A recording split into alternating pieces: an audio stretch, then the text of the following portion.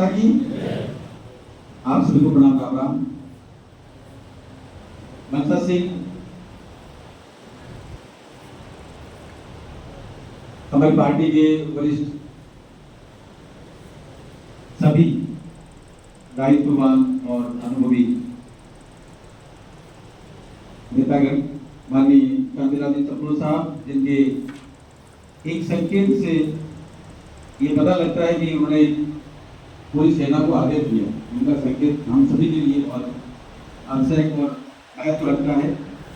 आपका एक लंबा अनुभव है, माननीय विधानसभा के पूर्व अध्यक्ष भी रहे और उदयपुर के माननीय सांसद भी रहे। आपने दोनों अध्यक्ष जी रविंद्र जी भाई साहब और चंद्रगुप्त सिंह भाई साहब, शहर के विधायक साहब माननीय ताराचंद जी जैन साहब, रविंद्र जी, केलोड़ा के पूर्व विधायक साहब मोहनलाल जी, माननीय राजराणा साहब, लोकसभा चुनाव में नेतृत्व दिया, संकेत दिया और केंद्र के और यहाँ अनुभव के साथ जो भी बिंदु थे वो लगातार हमारे बीच रखे। माननीय बंसीलाल जी भाई साहब, आपका अनुभव सतत एक सहज भाव के साथ मिलता रहा। महेश जी भाई साहब, माननीय धनकर सिंह जी भाई साहब, माननीय मोहन सिंह तोमर साहब, संजय जी भाई साहब, वंदना जी, माननीय जसपाल सिंह जी भाई साहब, सभी माननीय दीपक जी भाई साहब, जी, सभी दायित्ववान कार्यकर्ता को जो मंडल स्तर पर, विधानसभा स्तर पर, शक्ति केंद्र स्तर पर विभिन्न जगह पे काम करते हैं, युवा साथी और माननीय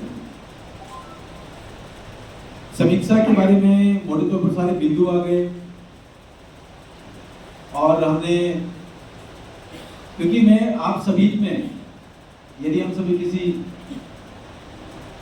एक विद्यालय में प्रवेश ले रहे हैं तो मैं सबसे जूनियर विद्यार्थी हूं। राजनीतिक क्षेत्र का एक डायनेमिक्स होता है, बहुत सारी बातें होती हैं। जैसे एक अंपायर होता है क्रिकेट का, जब वो निर्णय लेता है तो एक पॉइंट ऑफ टाइम में 46 एंगल पर देखता है, विचार करता है, उसके बाद निर्णय लेता है कि आउट है या बोल्ड है या कुछ और। इतने सारे डायनेमिक्स राजनीतिक के क्षेत्र में होते हैं, इन हाउस भी बाहर भी। बहुत सारी बातें हैं जिनको ध्यान में रखना होता है और समय पूरा युद्ध का होता है। युद्ध हुआ और युद्ध में अलग अलग मोर्चों पर भी अलग अलग बातें, सोशल मीडिया पर आने वाली सारी बातें, और बताया गया कि सोशल मीडिया पर चलने वाला जो दुनिया है अपने आप में एक वर्चुअल वर्ल्ड। शहरी क्षेत्र में लगभग 55% और ग्रामीण क्षेत्र में लगभग 40% तक जो है वो उसमें रीच रखता है, पहुंच रखता है, अपनी ताकत रखता है। कोई कंटेंट आ रहा है, जा रहा है, वो बहुत ताकत रखता है। ऐसे कालखंड में ये युद्ध आगे बढ़ा। तो मेवाड़ के राजा एगली बाबा को नमन करते हुए कुछ बिंदु आपके सामने रखना चाहते हैं। हम इस सम्मान समारोह में जब आज इकट्ठे हुए हैं तो निश्चित रूप से हम सभी कार्यकर्ता जहां कहीं भी हो, सभी का एक जैसा महत्व था।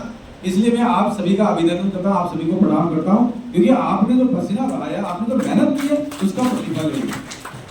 हम एक पड़ाव पर है, यात्रा चल पड़ी है, पहले भी चली है, आगे भी चलती रही। पूर्व वक्ताओं ने बहुत स्पष्ट भाव से कहा, माननीय रविंद्र जी भाई साहब ने कहा प्रेम, स्नेह और विश्वास, उसके साथ में लास्ट में एक बड़ी सी बात की थी और प्रमोद जी भाई साहब ने इसको लंबा विस्तृत रूप में रखा है, चुनौती। तो चुनौतियां जो हैं वो निश्चित रूप से एक आपदा की तरह होते हैं और आपदा में अवसर बहुत होते हैं। किसी एक प्रसिद्ध विद्वान ने कहा है, जो जैसा सोचता है वो वैसा ही करता है। बात यहाँ रुकती नहीं है, जो जैसा सोचता है वो वैसा ही करता है, वैसे ही बन जाता है, वैसे ही परिणाम देता है। मेवाड़ ने, लोकसभा क्षेत्र उदयपुर ने जैसा सोचा वैसा किया, वैसा परिणाम दिया, बहुत अच्छे मतों से जीते, जैसा प्रमोद जी का ऐतिहासिक मन में कुछ बातें हैं। परिणाम जब आया तो सबने देखा, अच्छा लगा, सरकार बन गई, फिर एक बार मोदी सरकार, नारा पूरा हो गया। लेकिन उत्साह चेहरे में जो होना चाहिए, जो आनंद होना चाहिए, वो नहीं था। मन में कुछ तो रह गया, वो क्या था पता नहीं, शब्दों में व्यक्त नहीं करना। ये मतलब बढ़िया है, उदयपुर में हैट्रिक लगी, दिल्ली में भी हैट्रिक लगी, माननीय प्रधानमंत्री जी तीसरी बार प्रधान सेवक के रूप में और इतिहास रच दिया। बहुत लंबे कालखंड के बाद हम तीसरी बार एक प्रधानमंत्री लगातार परिवार चुनाव में, ये अपने आप में एक नई बात सबके मन में, लेकिन कुछ तो था वो वो कुछ क्या था, वो लगातार निकलेगा। वो आज के मंथन में भी कुछ बिंदु निकल के आए, जब प्रमोद जी वैसा और बाकी सारे वक्तागण बोल रहे थे, माननीय मेहर जी वैसा ने जो बिंदु रखे, तो मैंने जब लिखे हैं तो अभी 21 बिंदु हुए। तो मतलब कुछ था, वो क्या था। और जैसा चंद्रमोहन जी वैसा ने भी कहा है कुछ बातें रखनी है, तो वो ये 21 बिंदु निकले।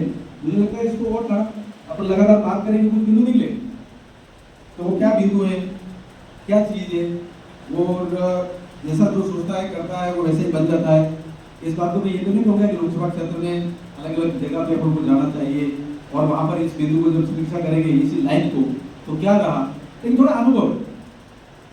एक दो जगह के कार्यकर्ताओं ने ये सोचा था कि अभी तय नहीं कर पा रहे हम कितने में जीतेंगे, मतलब थोड़ा अभी चल रहा है, अभी थोड़ा और टाइम देंगे।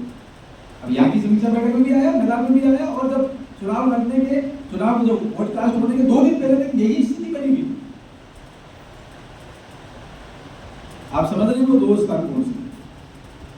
मुझे लगता है कि जब कभी भी हम रणनीति बनाएंगे आगे की चुनौती में, 2 चुनाव अपने सामने, नगर निगम का है, पंचायती राज, हम सुस्पष्ट रूप से ये धारणा बनाएंगे लॉजिकल अनुभव के साथ, पुराना अनुभव लेते हुए, हर हाल में हमें जीतना है और जीतना है।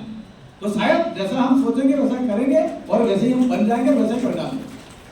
ये आपसे एक आग्रह है, इसमें थोड़ा और सोचने की बात है।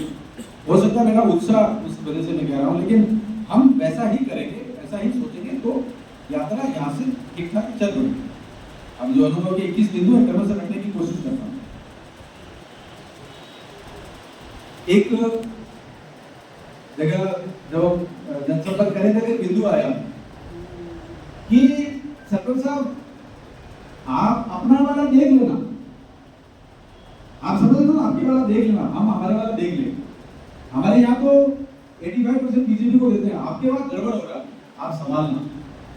मुझे लगता है ये डायलॉग में उसका कुछ कहने की स्थिति में और सम्मान के साथ, जिम्मेदारी के साथ आपके सामने रख रहा हूँ। आगे हम इसमें काम करेंगे, इसलिए रख रहा हूँ, एक अनुभव। वहां पर परिणाम हमारे अनुकूल नहीं रहा, और इसलिए नहीं रहा कि हमने मेरा और तेरा जैसा कोई विषय रख लिया। माने बेजी भाषा में उड़ीसा का अनुभव रखा, वहां कोई जात पात है ही नहीं उड़ीसा, इसलिए हम बहुत अच्छे से जीते हैं। आपने कोई और भी पूरा एक रचना में बताई, धारा भी चलती विचार की, लेकिन इस बात के साथ नहीं करा, इसको हमें तोड़ना होगा। जो समस्या है वो किसी एक समुदाय की, किसी एक कास्ट की नहीं है,